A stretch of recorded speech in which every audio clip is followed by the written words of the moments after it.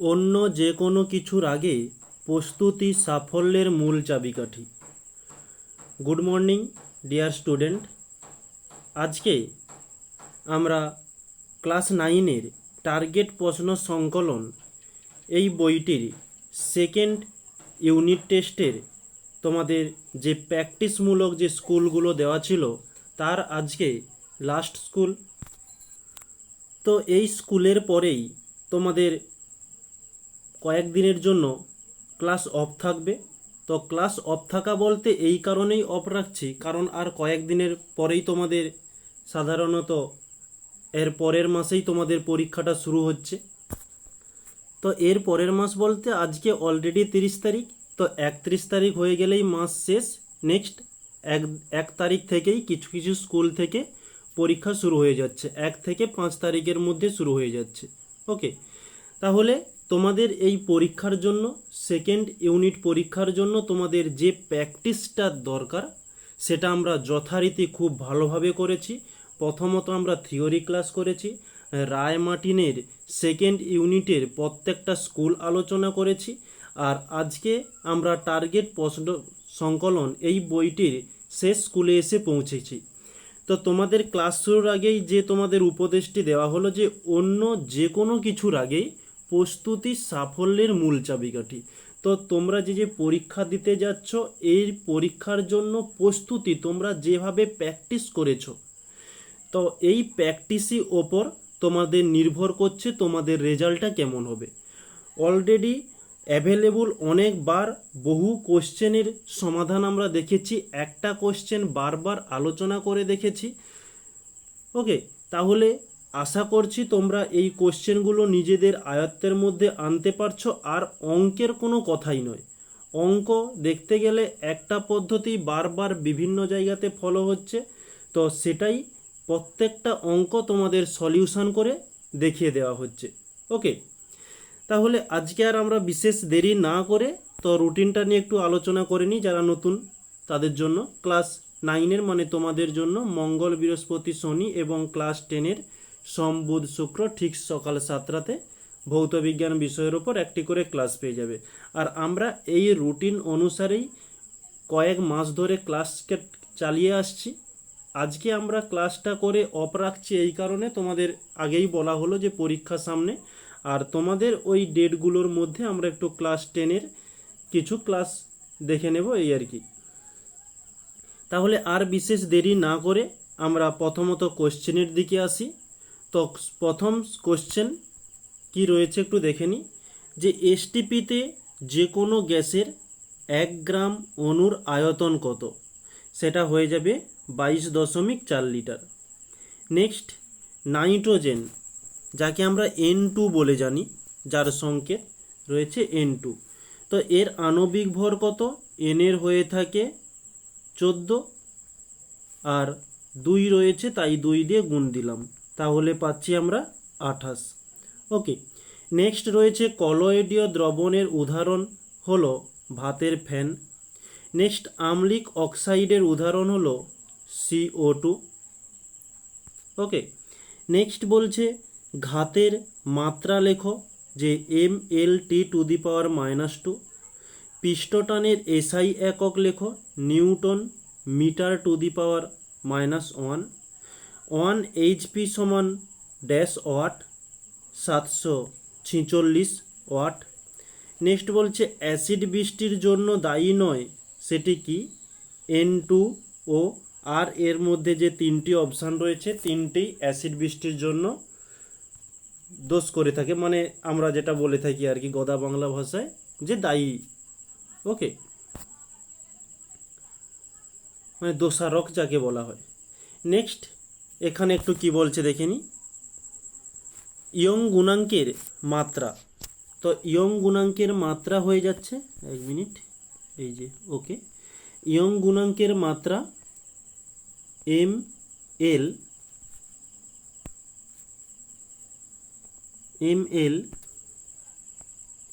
Inverse T⁻²। ওকে, next পরবর্তী কি বলছে দেখে নিই, যে হুকের সূত্রটি লেখো। তো হুকের সূত্রটি হয়ে যাবে স্থিতিস্থাপক সীমার মধ্যে পীড়ন ও বিকৃতির পরস্পর সমানুপাতিক। ওকে, তাহলে লিখে নিই যে স্থিতিস্থাপক সীমার মধ্যে পীড়ন ও বিকৃতি পরস্পর সমানুপাতিক। ওকে, নেক্সট বলছে 1 জুল সমান ড্যাশ আর্গ, এটা হয়ে যাবে 10⁻⁷। নেক্সট, কোনো দ্রবণে মিথাইল রেড যোগ করলে হলুদ বর্ণ ধারণ করে, দ্রবণটির পিএইচ কত হবে? তো এটি আমরা লিখতে পারি 7 এর বেশি।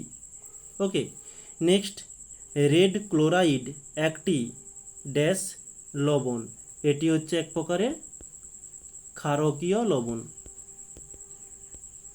ওকে, ক্ষারকীয়। নেক্সট পরবর্তীতে যাচ্ছি,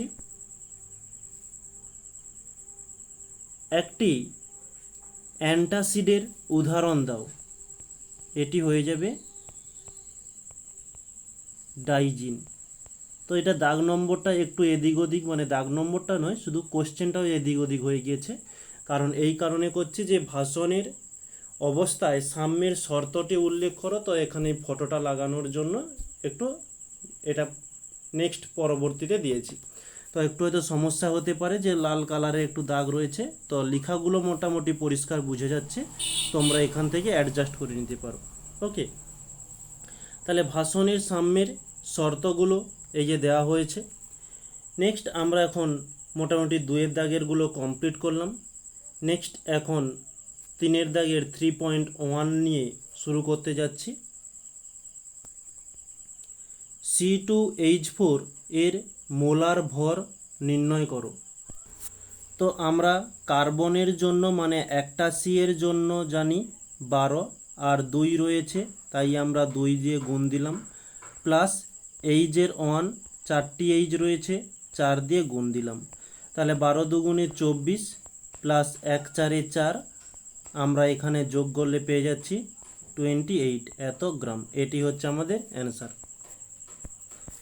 নেক্সট 3.2, এখানে বলছে আর্কিমিডিসের নীতির 2টি প্রয়োগ লেখো। তো এখানে 3টি প্রয়োগ দেওয়া হয়েছে, যে কোনো আকৃতির কঠিন বস্তুর আয়তন, বস্তুর ঘনত্ব ও 2টি ধাতুর মিশ্রণে তৈরি কোনো সংকর ধাতুর উপাদানের 2টির পরিমাণ, এইসব বিষয়গুলো আমরা নির্ণয় করতে পারি। ওকে, এই যে দেওয়া হয়েছে নির্ণয় করতে পারি।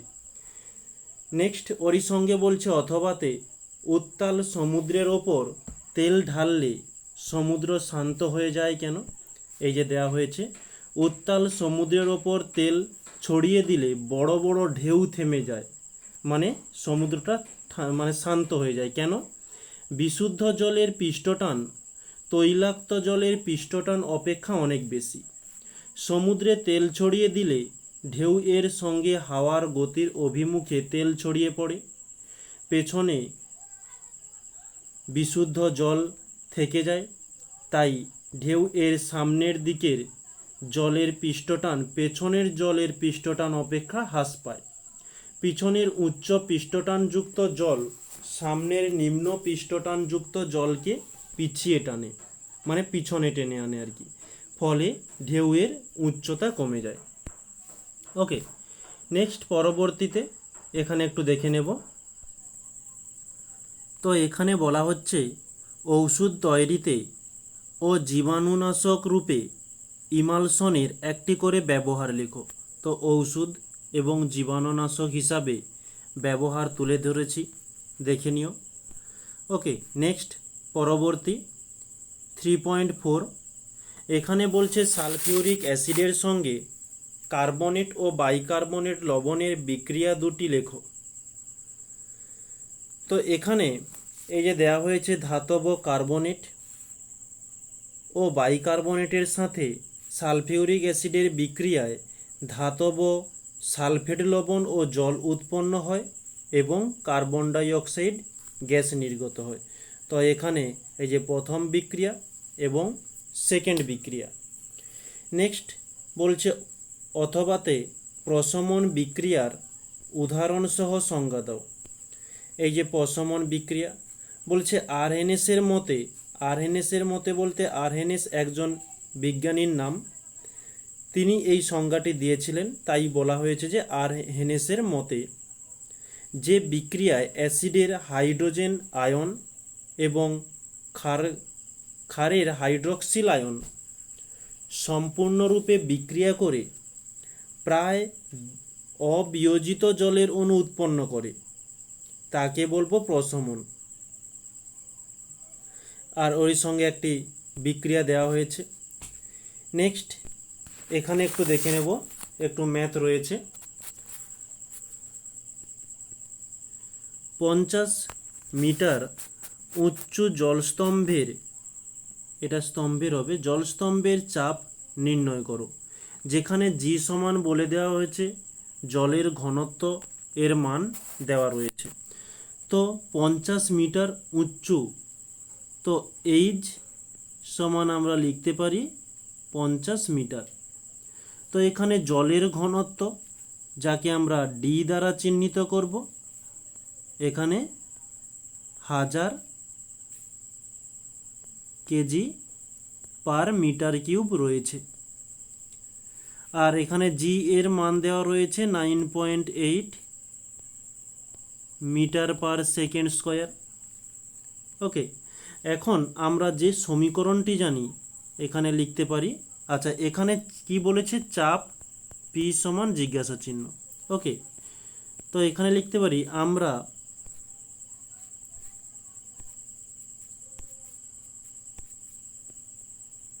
আমরা জানি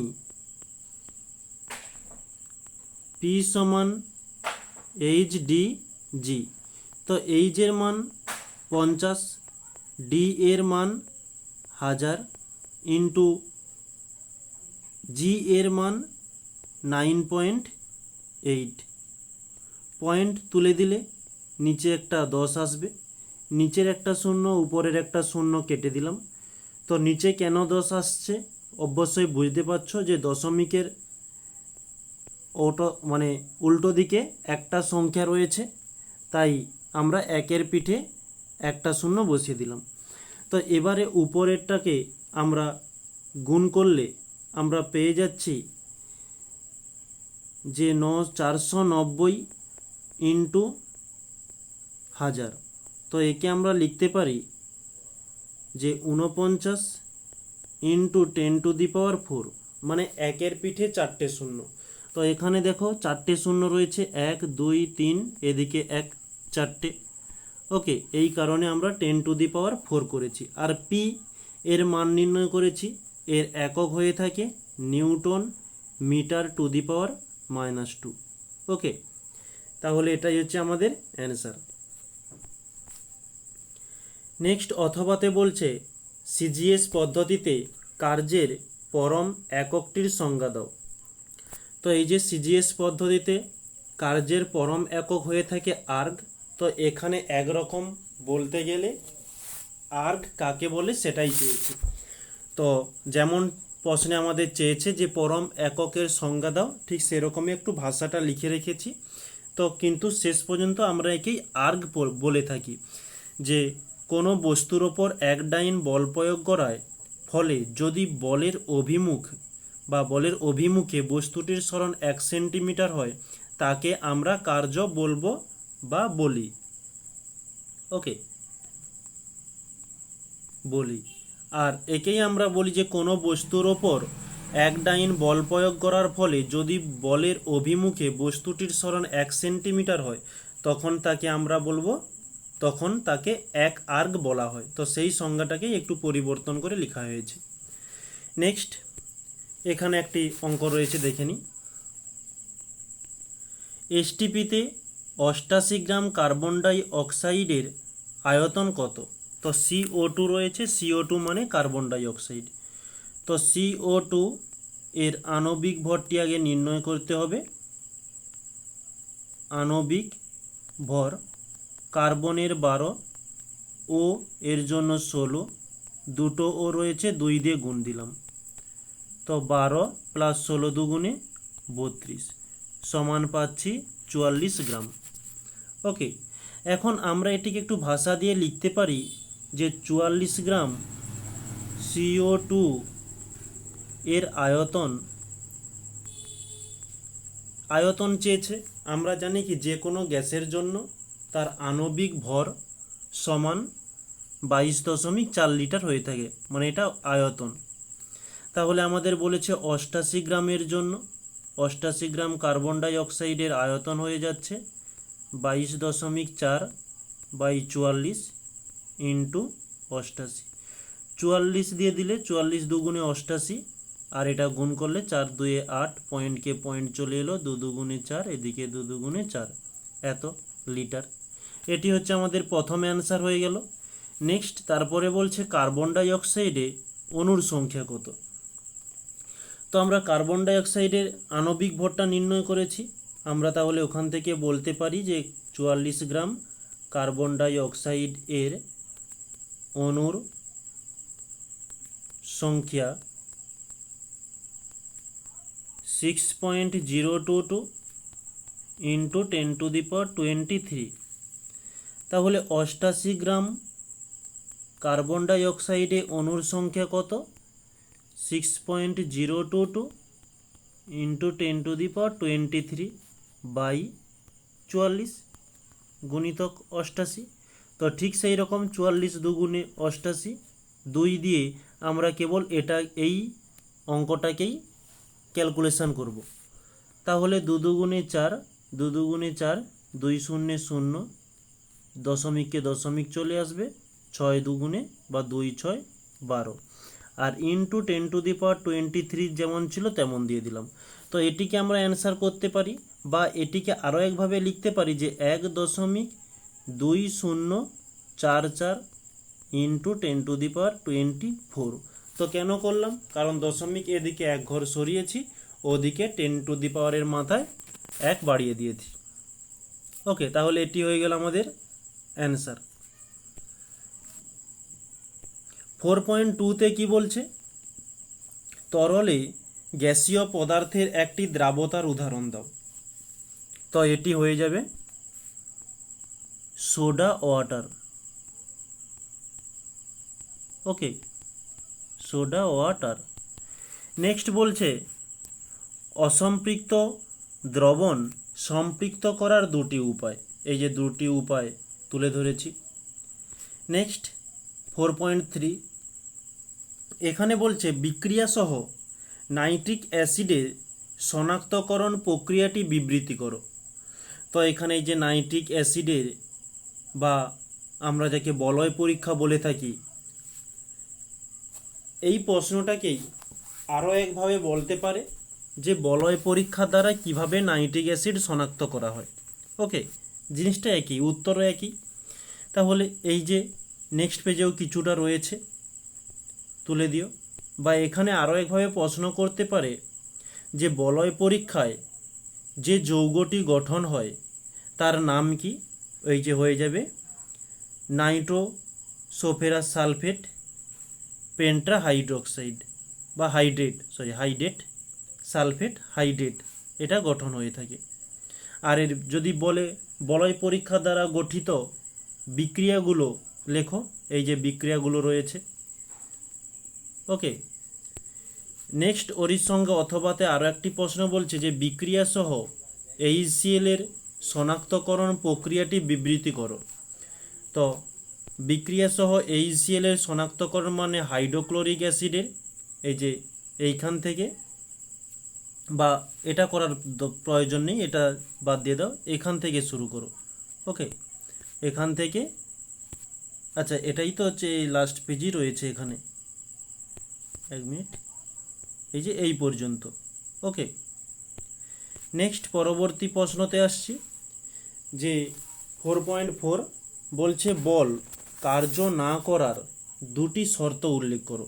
এই যে 2টি শর্ত, বল কখন কার্য করবে না। নেক্সট বলছে বলের বিরুদ্ধে কার্যের উদাহরণ দাও।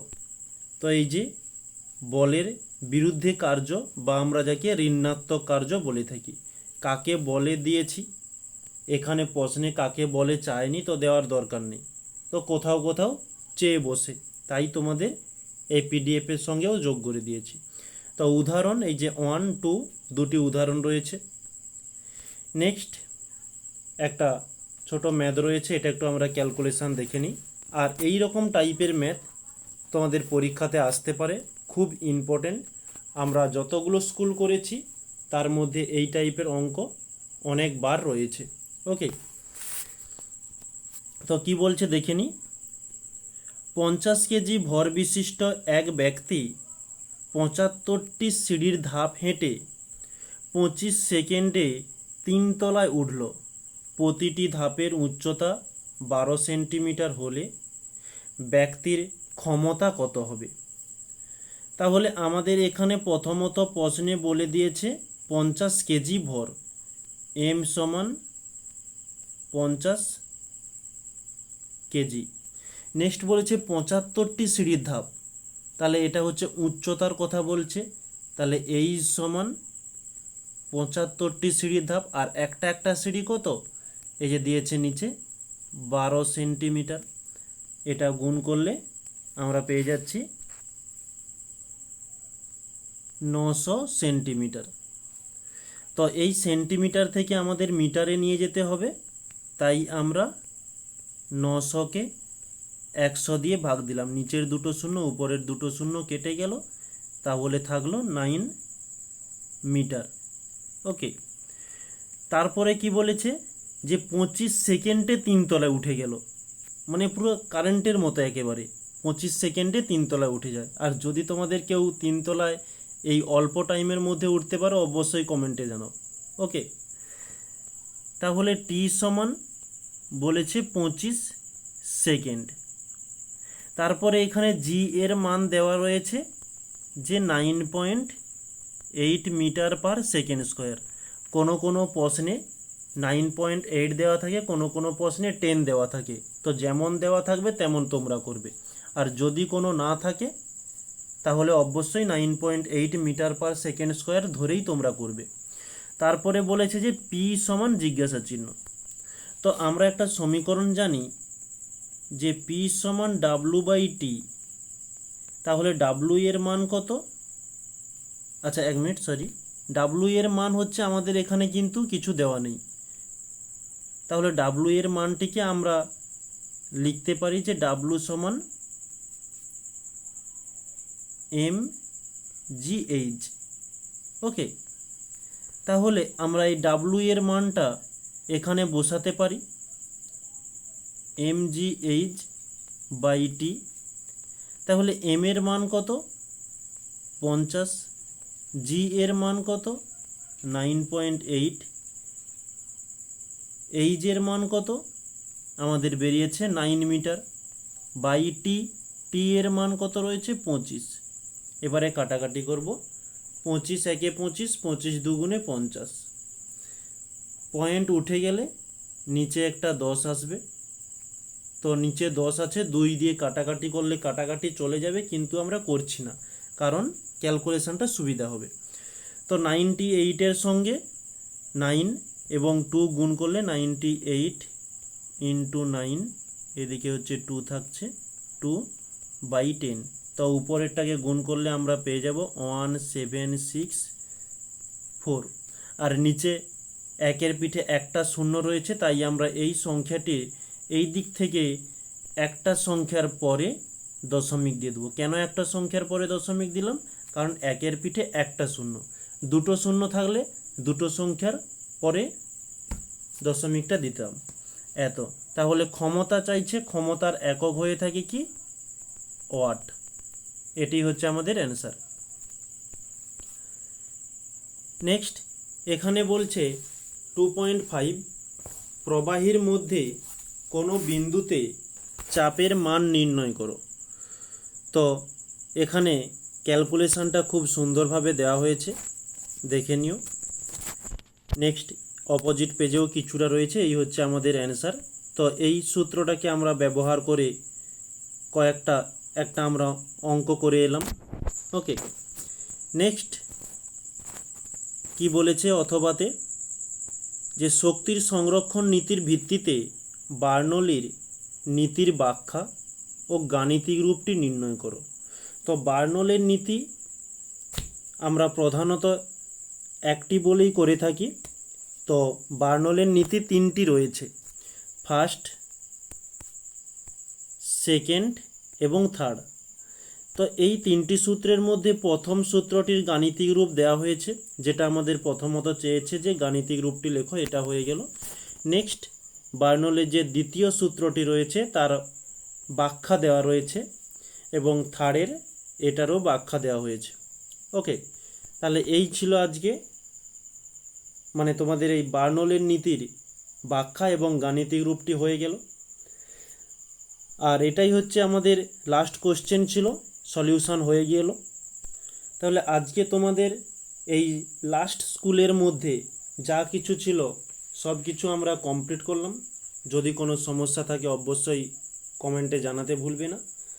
আর প্রথমত তোমাদের ক্লাস শুরুর আগেই বলে দিয়েছি যে তোমাদের দুটো বই সেকেন্ড পরীক্ষার জন্য প্র্যাকটিস করা হলো, আর 1-2 দিনের জন্য ক্লাসটা অফ থাকবে, তোমাদের পরীক্ষাটা চলবে। তো পরীক্ষার পরেই বা তার 1-2 দিন হয়তো আগে থেকেই আমাদের ক্লাসটা শুরু করে দিচ্ছি, যে থিওরি ক্লাসটা আমরা প্রথমত শুরু করব। থিওরির সাথে সাথে ছায়া টেক্সট বই যে রয়েছে তোমাদের, তো অনুশীলনীমূলক কোশ্চেনগুলো অনেকগুলো চ্যাপ্টার কমপ্লিট করেছি, যে কোনগুলো কমপ্লিট হয়েছে প্রথম পরীক্ষা এবং সেকেন্ড পরীক্ষাতে যেসব চ্যাপ্টারগুলো হয়ে গিয়েছে সেগুলোর অনুশীলনীমূলক প্রশ্নগুলো সমাধান হয়ে গিয়েছে। আর যেসব চ্যাপ্টারগুলো পরীক্ষা হয়নি সেগুলো এবারে একটা থিওরি কমপ্লিট করে ওখানে প্রশ্নগুলো সমাধান হয়ে যাবে। তারপরে আবারও আমরা পুনরায় রায়মার্টিনের প্রশ্নবিচিত্রা এবং এই টার্গেট প্রশ্ন সংকলন, এই দুটো বইয়ের থার্ড পরীক্ষার জন্য যেসব স্কুলগুলো থাকবে প্রত্যেকটার সলিউশন আমরা দেখে নেব। ওকে, তাহলে সবাইকে বেস্ট অফ লাক জানাই। সামনেই কয়েকদিনের মধ্যেই পরীক্ষা, সবাই ভালোভাবে পরীক্ষাতে অবশ্যই খুব সুন্দরভাবে প্র্যাকটিস রয়েছে, অবশ্যই তোমরা খুব ভালোভাবে পারবে। ওকে, তাহলে আর বিশেষ সময় নষ্ট না করে থ্যাংক ইউ বলে সবাইকে এখানেই ক্লাসটি আজকে রাখছি।